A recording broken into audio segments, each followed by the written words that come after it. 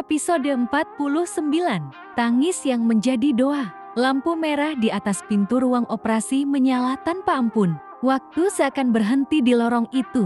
Albi berdiri mematung. Kedua tangannya mengepal begitu erat sampai buku jarinya memutih.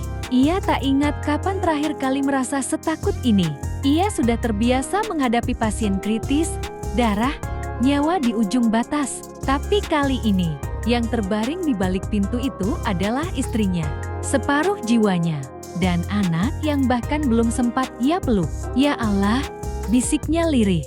Selamatkan mereka, mereka adalah cinta paling berharga dalam hidupku. Kakeknya duduk tak jauh darinya. Tasbih terus berputar di jemari renta. Mama dan Papa Nia tak berhenti berdoa.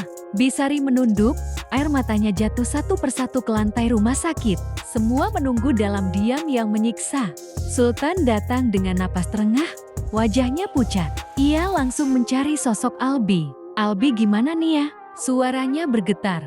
Albi menoleh. Untuk pertama kalinya, Sultan melihat ketakutan yang begitu telanjang di mata kakak iparnya itu. Nia masih di dalam?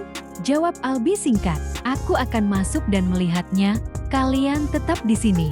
Tak ada satupun kata yang mampu menjelaskan isi dadanya saat ini. Di dalam ruang operasi, Nia berbaring dengan tubuh lemah. Matanya setengah terpejam, tapi air mata mengalir tanpa bisa ia tahan. Mas, gumamnya lirih. Kalau aku kenapa-kenapa? Tidak, Albi langsung mendekat, menggenggam tangannya sebelum dokter memintanya keluar. Kamu dengar aku. Sayang, kamu kuat. Kamu akan keluar dari sini. Kita akan pulang bertiga. Nia menatap suaminya dengan senyum tipis, penuh cinta dan pasrah. Aku tahu, aku percaya sama Mas. Kalimat itu menjadi pisau dan pelukan sekaligus di hati Albi. Dokter Cecil mengingatkan Albi untuk menunggu di luar. Lalu Albi berkata, Dokter Cecil biarkan saya di sini, saya paham saya harus bagaimana. Dokter Cecil mengangguk. Pintu ruang operasi tertutup.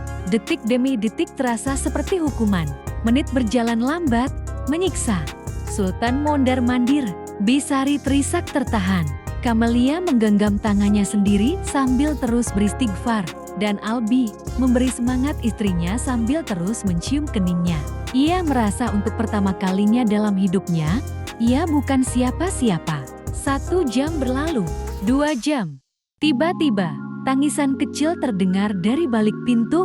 Semua kepala terangkat. Tangis itu lemah, tapi nyata. Albi tersentak. Dadanya terasa sesak. Kakinya hampir tak sanggup menopang tubuhnya. Dia mencium kening istrinya. Air matanya akhirnya tak tertahankan lagi. Terima kasih sayang. Ucapnya terbata-bata. Operasi selesai. Selamat, Dokter Albi. Ucap dokter dengan senyum lega. Bayinya selamat, dan ibunya juga berhasil kami stabilkan. Hanya perlu dipindahkan ke ruang perawatan. Ucap Dokter Cecil. Albi menutup wajahnya. Bahunya bergetar. Air mata yang selama ini ia tahan akhirnya runtuh tanpa sisa. Ia jatuh terduduk, bersujud di lantai dingin rumah sakit. Terima kasih, ya Allah. Terima kasih.